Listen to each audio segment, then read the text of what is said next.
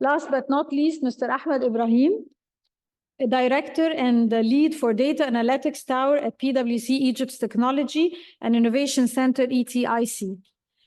Mr. Ahmed brings over 15 years of expertise in the telecom industry, focused on building operational vision and excellence. He has successfully led roles in data management, commercial strategy, and founded a market-leading data analytics and consumer market research company in 2016, emerging as a local market leader serving over 80 clients across the Middle East and Africa with over 500 projects delivered. We'll be also having another 15-minute Q&A session at the end of this panel as well. So we welcome your questions during the panel by scanning the QR code or by show of hands to the ushers who can help you deliver your questions to us. Thank you very much. And I remind you that simultaneous translation in Arabic is available. You can request the headphones from our ushers or by pressing the globe icon on the tab for our audience who are joining us through our live stream. Enjoy the panel. Thank you.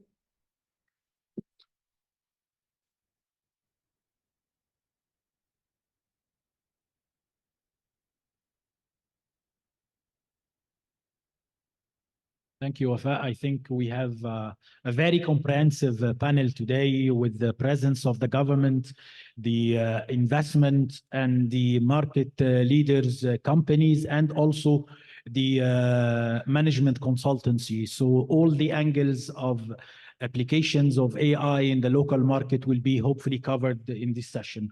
I want to start with Dr. Tantawi. Could you enlighten us about the pivotal role of AI that your center has introduced to the Egyptian government and the industrial sector? And I know also in the health sector you have done a lot of achievement. And I want to highlight that although I don't always prefer that the government do systems on their own and leave this practice to the private sector, however, I will take this out in the case of AI because of the strategic and sensitivity of the application.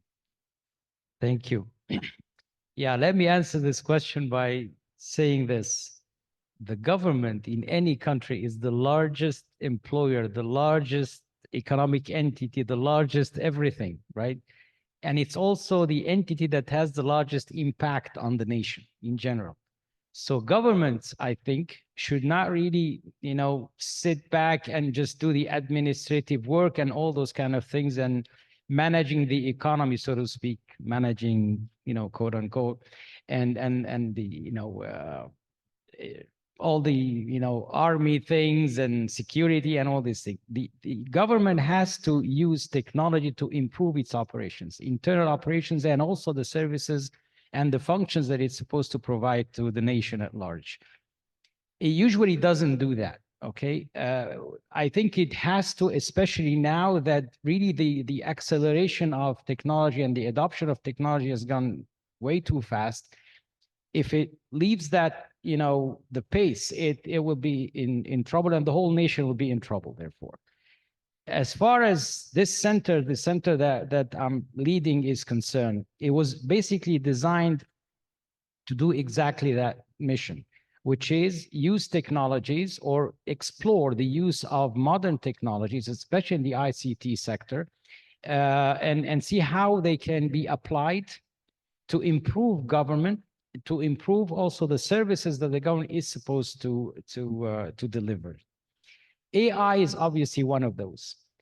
That's why we started really by using AI, and we started with one sector and a couple of others followed later. The first sector we focused on was healthcare, and not to develop solutions to compete with the marketplace, but really to provide the services that the government is supposed to do. For example, screening. There is a need for screening based on WHO and others. You need to screen for the population, the entire population, or large segments of the population for certain diseases. Cancer is one of them, breast cancer in particular, and other types of cancer, colon cancer, and so on and so forth. There is a need for those. There's also need for example, diabetic patients to check their eyes and the retina for potential diseases like retinopathy and so on. They also, so in any case, I'm not going to get into details, but these things are, basically functions of the government has to do them, possibly through the private sector or just through itself. If we look at what happens in Egypt, breast cancer is not screened as a standard. It is not. So people who can afford it and have the sort of the interest and the knowledge about the importance of these things, they do it. But most people don't. And at the end of the day, you have tens of millions of women who are at risk.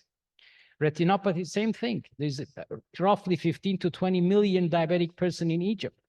They never check their eyes. They start to check it when they see, they have problems. And when they do go check it, it's sometimes too late. So in order to really, do this, we had to think about using AI to develop solutions for those things. Are there solutions around the world? Yes, there are. But first, they're expensive. Second, they don't really work here as well. Why? Because we have different genetics, we have different diet, we have different, other things. So this is why we started working on those. And we've developed actually a system in these areas. It's other areas like natural language processing, for example, for Arabic and for the Egyptian colloquial Arabic in particular. The modern standard Arabic has been, people have worked on this for years, but Egyptian colloquial Arabic is the language that we use every day. It's the language of, that produces at least 95% of our quote unquote cultural content, right, is in those languages. Discussions in meetings are all in colloquial Arabic, Egyptian colloquial Arabic. Court proceedings are usually in colloquial, although at the end they write it in standard Arabic. So all these things are things that the center is really focused on, again, to develop solutions for the government to improve what the government does. Hopefully, someday, some of these solutions will be economically feasible, right? That the private sector can do them. And then the government will move to something else that the private sector is not interested in because of the investment and because of something very important, data. We still don't have the data management, data governance policies that allow the private sector to access government data, especially the private data and personal data and all those kind of things. So these things, we can access them as a government center and we can develop solutions using them. I think if I may comment, definitely access to data is a very important pillar in building any AI models. And the government has this kind of accessibility relatively to the private sector, especially when it comes to healthcare and medical records accessibility. And we have seen also implementation like InstaPay, which is done by the government. Until now, they're not taking any commissions in the transactions. So I encourage such a strategic movement. However, at one point of time, the technology and the model has to be shared with the private sector as well.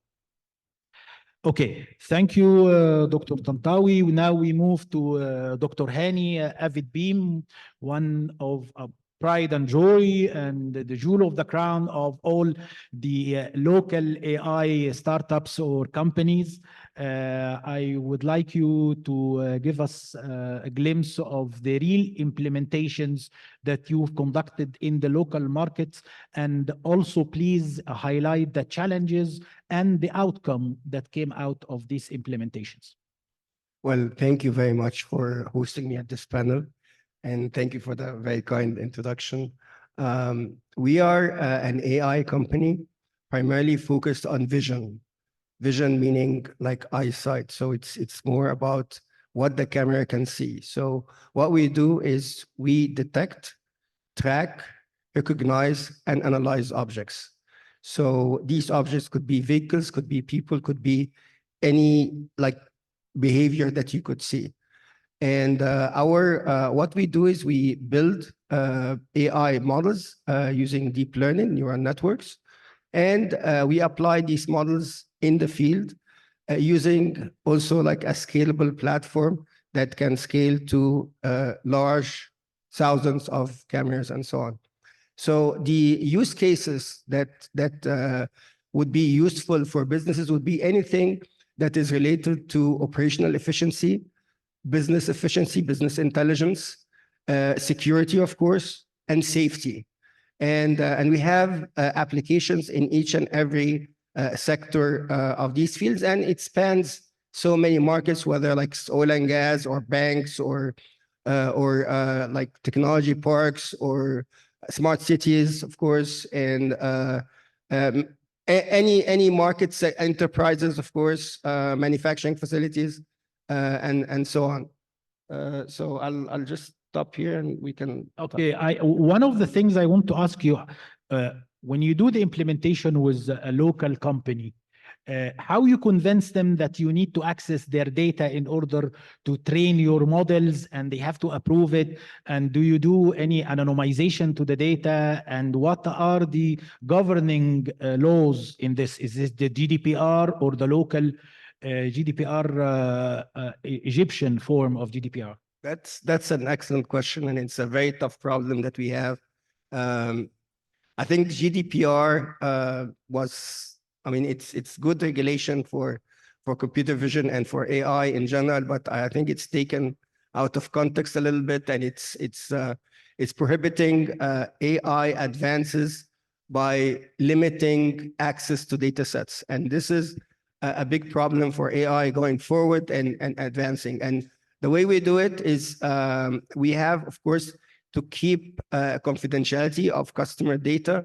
So each customer would have their, like if we have access to their data, the models would be primarily focused on their market, and we cannot like use their data with anybody else, which is still like a big problem. So we have to rely on sometimes synthesized data, which is very difficult. And we have to collect our own data. And sometimes like we'd have to build our own data sets, maybe buy some data sets. And this is how we go about this problem. That's very important. I remember back in the days, 1998, we were implementing ERP systems in one of the big manufacturers in Egypt. And we asked him to put in the cost structure of his product. And he said, never. This is my secret sauce. Are you crazy? Am I going to tell you the cost structure?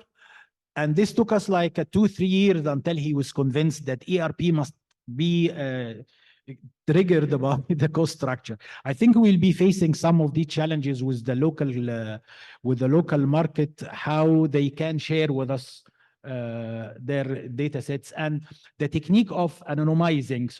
And I want also to emphasize that GDPR is a European, mostly politicalized laws against the American platforms, but our laws and our regulations in Egypt is completely different set of GDPR. So we don't have in Egypt to confine to GDPR at all. Even though we're being asked about it a lot. Because people don't know that the law Exactly, gives you a lot of freedom compared to the GDPR of the European Union. Yeah.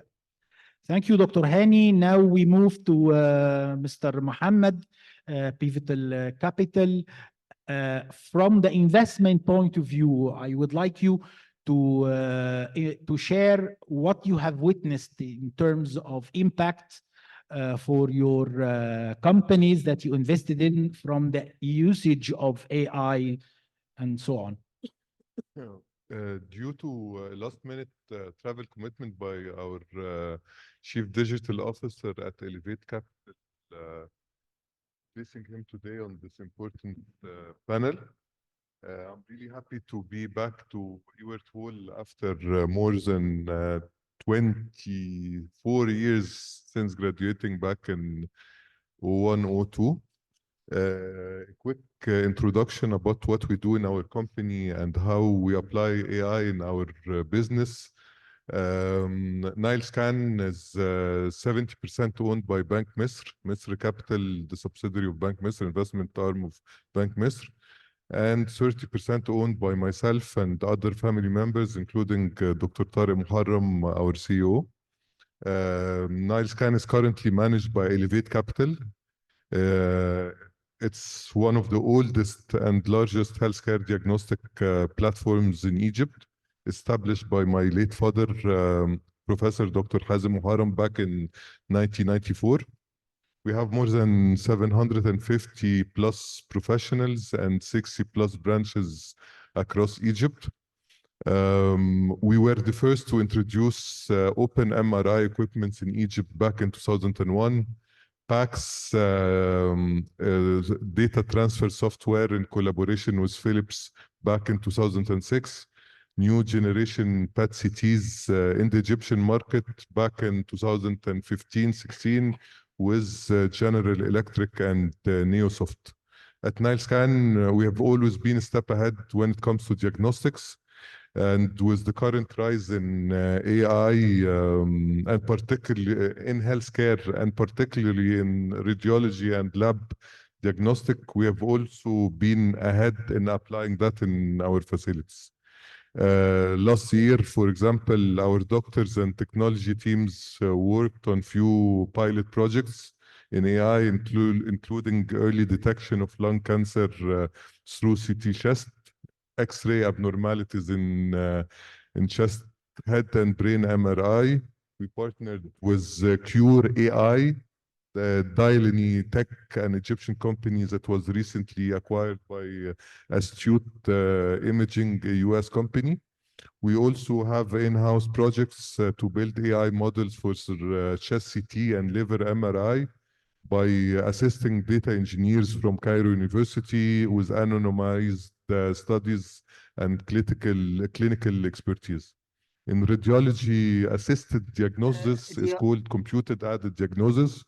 New AI applications in radiology like radioisotope, radiology matrix help bots not only in assisting the diagnosis, but also predicting the results of the treatment.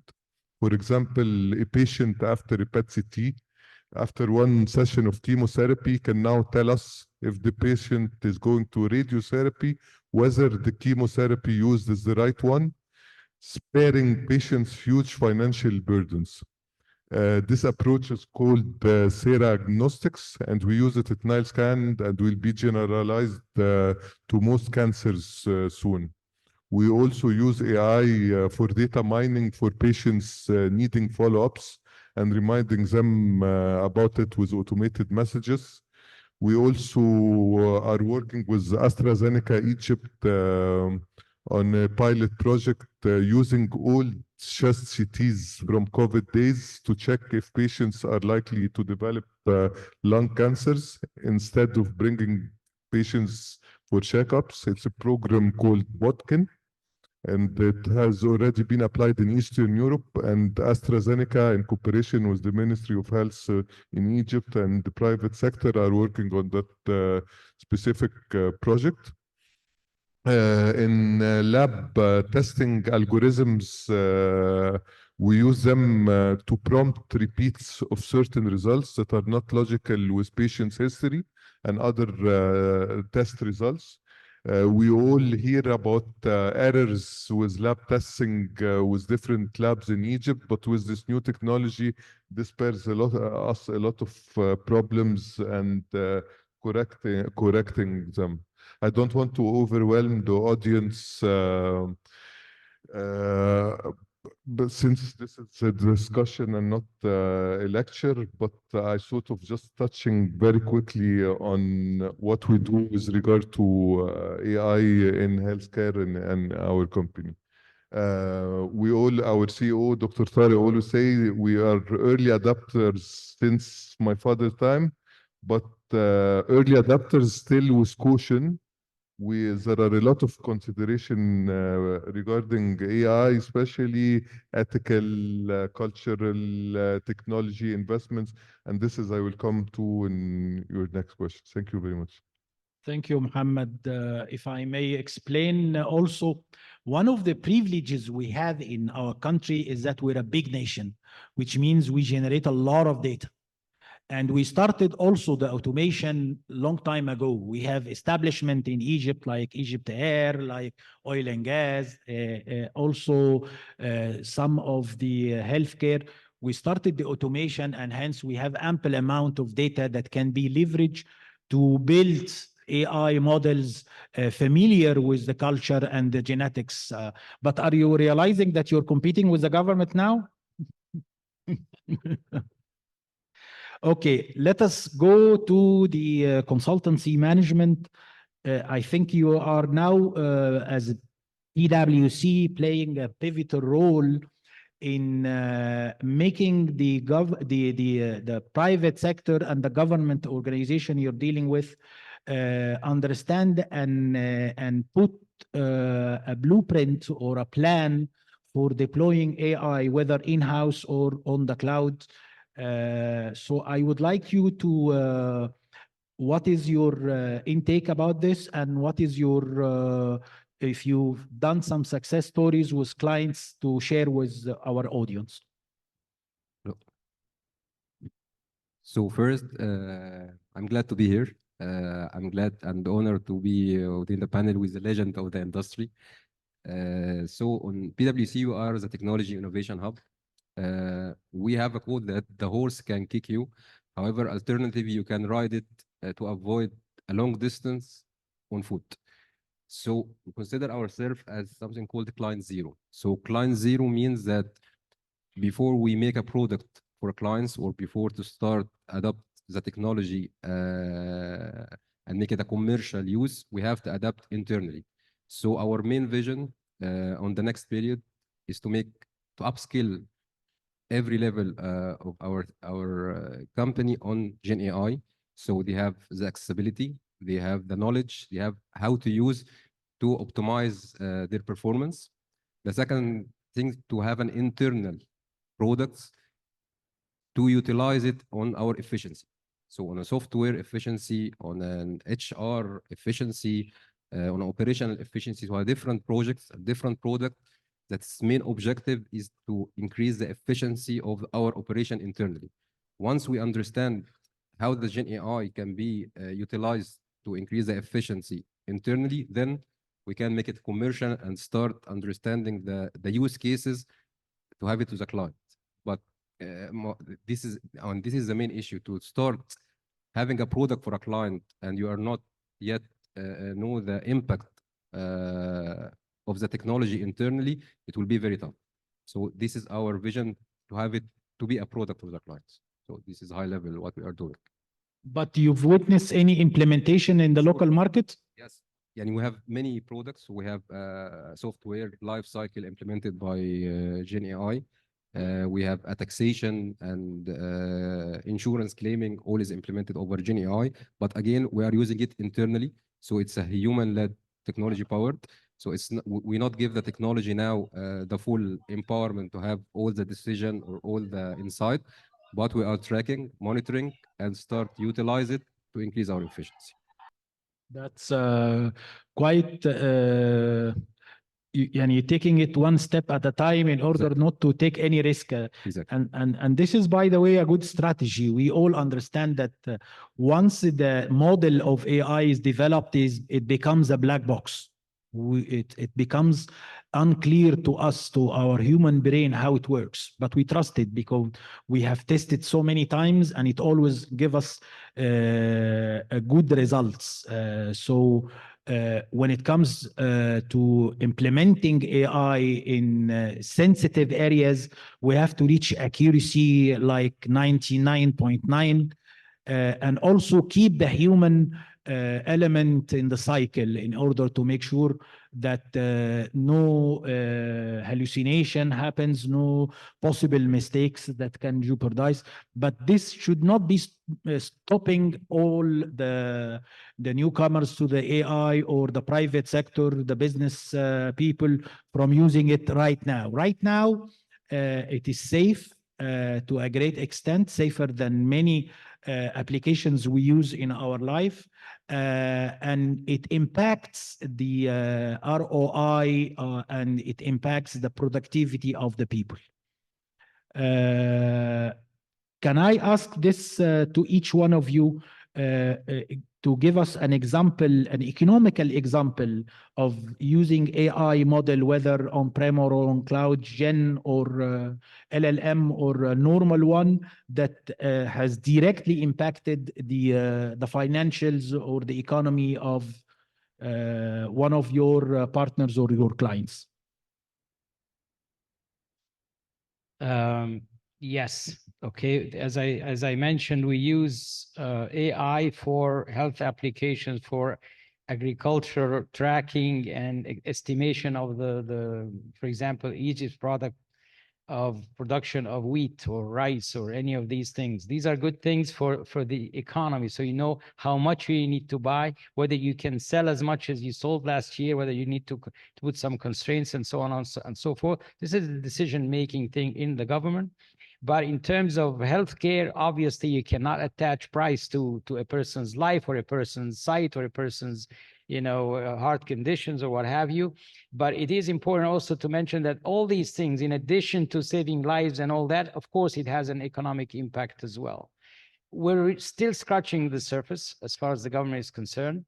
There is no competition whatsoever. There are many, like millions of problems that need to be solved, and the government really has to step in and solve the ones that are more critical based on a prioritization criteria, of course.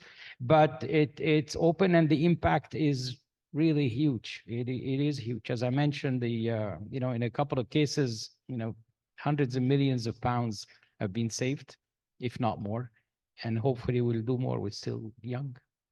Thank you, Doctor. We have deployment in transportation field with train stations. We do have solutions for unusual behavior and biometric identification and in general people count and dwell time and heat maps and so on. The impact of such on that's like more of security and safety, and it's more about like prevention of loss of revenue. So like we detect intrusions, we detect loitering, we prevent like crimes and so on. We have also applications in retail where we can provide information about the behavior of the customer, and that can be used for like marketing purpose, so that the retail vendor or the retail store can have a good quantification about like how they can match the point of sale with the people that are coming, looking at merchandise, dwell time in front of the merchandise, heat maps inside the store, like where are the areas that are not visited. It gives like a sense of the like the web experience in a brick and mortar shop. This is an excellent example because I think we have Randa Abdo among the audience, and retail audit was a famous practice where you say we send spies to the retail in order to take notes. Now we're using the CCTV in each store, and the AI is analyzing the behavior of the people, what they buy, how they buy, where their eyes go to the shelf, and where they end up at the POSs. So the analytics generated by these models is actually tremendous, and it affects the bottom line big time. Yeah, it's like the mystery shopper. So it's a continuous mystery shopper. Yes, thank you. In our business, especially in diagnostic and radiology, AI is a supporting tool. And you know that in diagnostic, especially in radiology, our human capital, the consultant and the doctors are our most important assets, more important than the technology even. But we've seen a lot of resistance at the beginning, especially from the big professors at Cairo University and Ain Shams when it comes to implementing AI like as a support, even as a support function. But bit by bit, they realize that it's helping them being more productive, more efficient, scalability. Instead of writing 3 cases an hour. Now they manage to write more. What is very interesting to that we are currently witnessing is the new generation. The new generation, the doctors who just graduated, are embracing the technology in a very interesting way. On the contrary, they come with ideas, they come with startups helping us getting AI into the core of our business. Excellent, excellent. So the projects, yeah, we are currently working on it's about the insurance claim. So and here the Gen AI show. So in normal cases, when you analyze the data, you analyze structured data like databases, ERP system, and then you have to analyze unstructured data like document of policies and regulation and everything.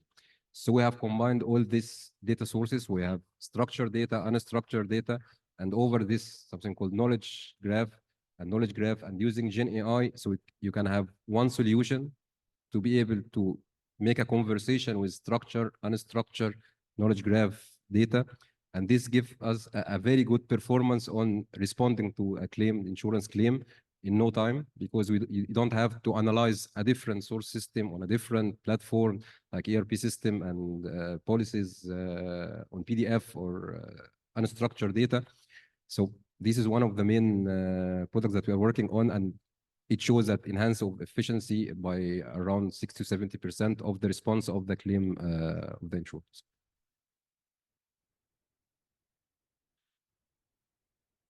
That's great.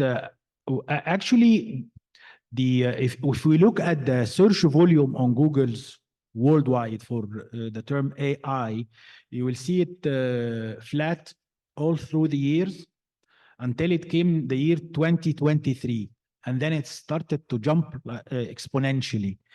And this is because the large language models introduction and open AI and all these things and Midjourney and this has actually was even for us who are working in the AI field was not expected to be with that accuracy and to be with a kind of a glimpse to the AGI. So what your intake, each one of you, about the Gen AI potential, especially that using the Gen AI at the moment must be on a cloud, and you have to share your data on the cloud, and building an enterprise large language model will require a lot of data and a lot of GPUs and manpower.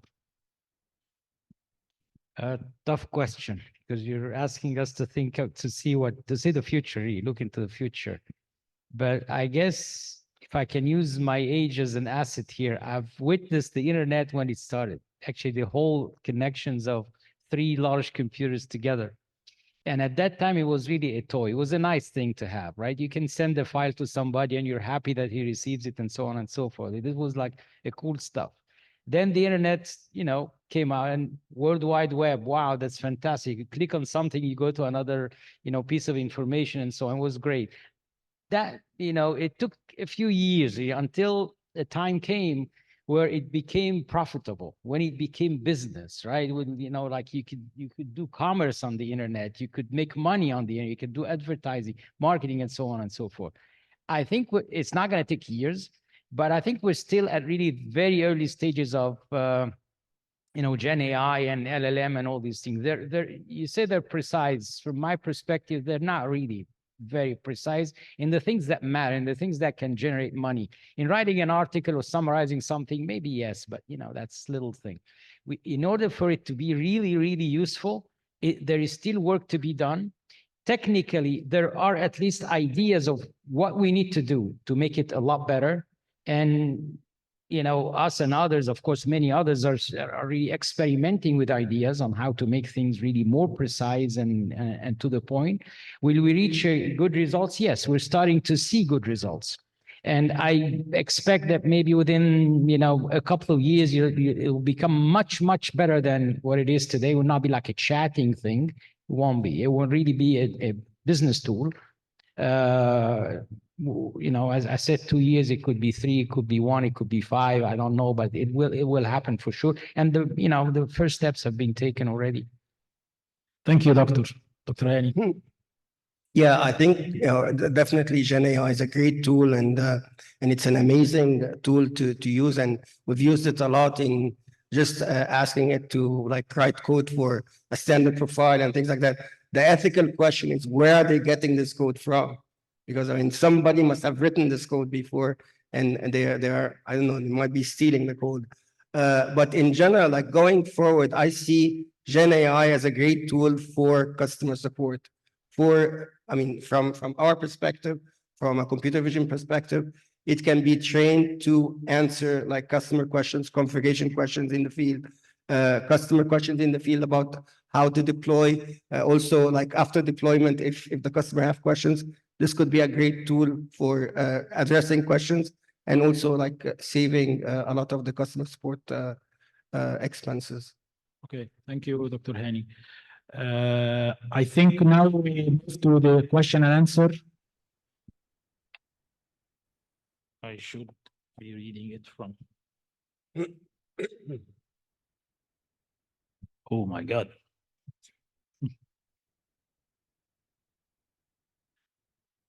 How to balance between building company-owned LLM to boost companies' operation that take a long time and adopting of the existing Microsoft or Google's models in risk, security, and confidentiality.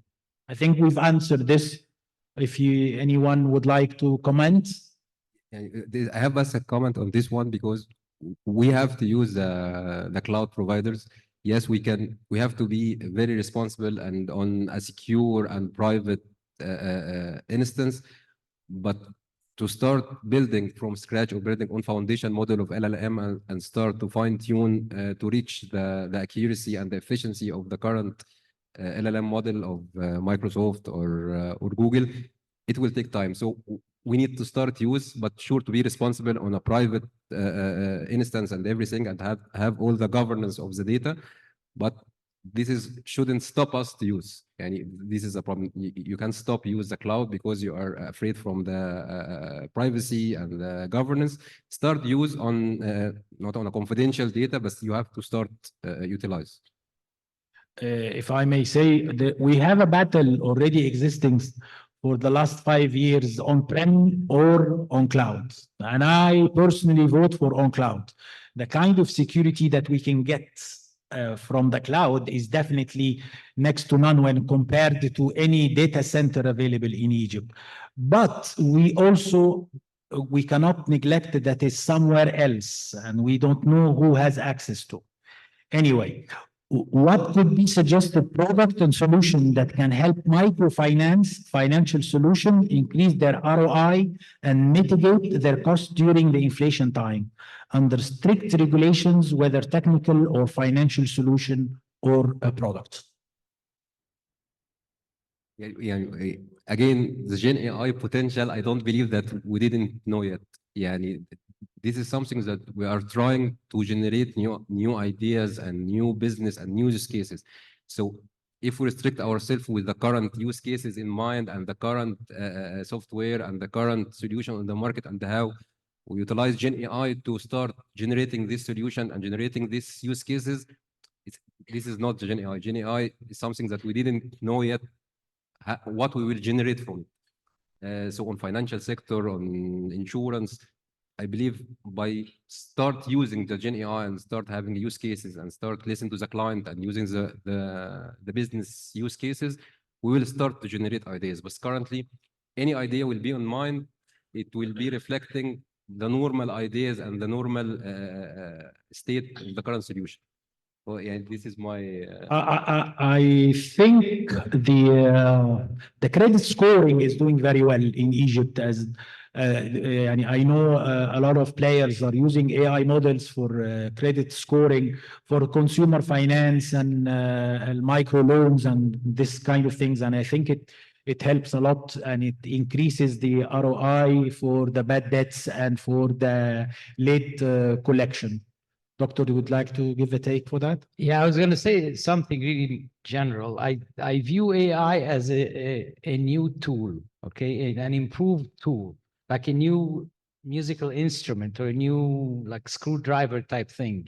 You can think of it as a tool that replaces an existing tool. It's a better screwdriver. It does it fast. It does it better, and so on. Or you can think of it as a tool with which you can create different things, right? And I think we should, in the innovations space, there is plenty of room for thinking, what can I do with this thing other than that this is a new screwdriver or a new guitar that does what, I mean, electric guitar is very different from guitar, right? And people use it to create completely different music. Actually, I did a metaphor comparison between the car racing designer and drivers like Schumacher and the large language model developers and users. Schumacher cannot design a bicycle, but he definitely can win the Formula One. That's the same thing with prompt engineers. They can make the large language model output things they never imagined. So it's a new set of skills needed in order to make this existing model generation quite impressive. I have another question. Do you think Gen AI will expedite, significantly save on investment in data harmonization roadmaps, since Gen AI is quite good with unstructured data, unlike more traditional AI models? Dr. Hani. Yeah, I think, Gen AI, there's no doubt it's bringing a lot of benefit to a lot of industries. And there's no doubt that this is going to continue to evolve. And I think we're still at a very early stage and still scratching the surface. And there's plenty of things that needs to be done. So, one of the implementation that I personally participated in, each ministry in Egypt has a guide for investors. So we have the guide for GAFI, you have the guide for electricity, and investors, when they come, they have to abide to almost 6 types of guides. And sometimes when we try to crunch it on AI, we discover discrepancy. Discrepancy meaning that this ministry is asking for this document to be stamped by another ministry, and the same thing is asked by the same minister. So this conflict can only be fetched by AI models. And I believe also that something that wasn't there, again, it's combining the unstructured with the structure. Because your document have a policies and have a rules how to validate this with the actual transaction happen on the ERP system. So combining those, it wasn't that easy before, but now using Gen AI, you can validate the rules and the document on unstructured data with the actual transaction on the structured data. And this is the beauty of the Gen AI, that it can use the same with the same way. For that specific example, I think there is a faster and better idea, cheaper too. Maybe natural intelligence. All right. Okay. You have a question, Dr. Tantawi. If you have access to all this data and all startups working in healthcare do not have any kind of access, then it is not fair competition. That is true. There is no fair competition, but there's no fairness as well, to be honest with you. But in this particular case, that I fully agree and I fully endorse the idea of opening data for people to use, especially if it's anonymized and if it doesn't have any threat at the national security level and all those kind of things. But obviously, you have court cases, they're not going to release those, right? You have private data, they're not going to release it. But medical images, for example, that's easy to release. People's movement, numbers of whatever, income change, all this data should be, I don't know if it's available in detail, but I'm sure it is somewhere, and it can be open. There's but it needs to be governed though, because at the end of the day, everybody think of monetizing what they have. Yes. So, and that's true for the government as well. All governments around the world. So I have that data. If I give it to you, how much do you give me? Should I be your partner? And there are different ideas, and the spectrum is between, yes, I'll give you the data because you're a national company, right? And when you make money, I will make money out of taxes. So I open it that way. But but what if you're in not a national company or a national front for a foreign company? How do we handle that? So it's rather complex, but there Yes. must be a solution. It's quite complex, and actually the whole world is not able yet to put the right regulations for the AI usage. We've seen the European Union putting forth so many unclear regulations. We have الهيئة المصرية للذكاء الاصطناعي. This is the government establishment that is focusing mainly on making sure that nothing bad happens to our data or the usage of AI. يعني and Gen AI open a new يعني there was a revenue stream called data monetization. Currently, the data monetization will be a huge revenue stream to be able to fine tune and train the LLM model. So the company have the data, it will have its own big revenue stream just to fine tune the model itself. So it's a new revenue stream generated by the era of Gen AI. It is indeed, and it's a big opportunity. Like we said, that most of the open source and these LLMs were trained on foreign and non-Middle Eastern data, so they have to be localized. Thank you so much. I think it was a pleasure having you all, and thank you for this panel, Dr. Wafa.